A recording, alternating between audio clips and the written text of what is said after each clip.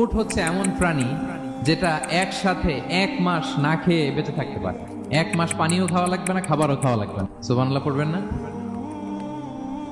এট এ টাইমে একটা উট, প্রাপ্তবয়স্ক একটা উট একসাথে 200 লিটার পানি খেয়ে ফেলতে পারে।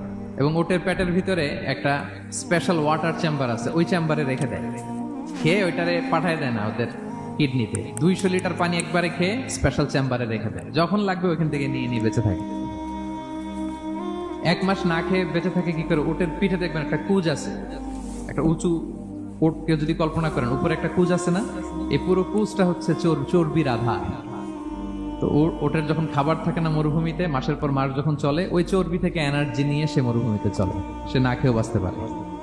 আমাদের চোখের মধ্যে যেমনি একটা পাপড়ি, এরকম এক পাপড়ি দিয়ে উটকে আল্লাহ বানায় নাই, ডবল লেয়ারের পাপড়ি দিয়েছে। কারণ মরুভূমির মধ্যে চলতে পথে লু হাওয়া থাকবে, মরুভূমির সাইমুন, বালুর ঝড়। এই ঝড় মোকাবেলার জন্য, লু হাওয়া মোকাবেলার জন্য ডবল লেয়ারের চোখের পর্দা।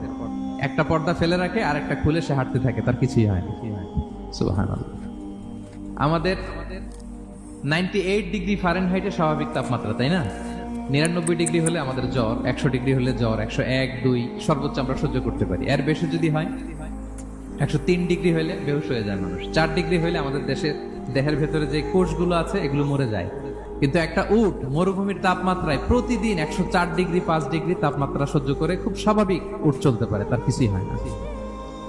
এবং মরুভূমির মধ্যে যে ক্যাকটাস আছে, গুলমলতা, বড় বড় কাঁটা জাতীয় গাছ, যেই কাঁটা পৃথিবীর কোনো প্রাণী খেতে পারবে না, কিন্তু একটা উট অনায়াসে খেয়ে ফেলতে পারে।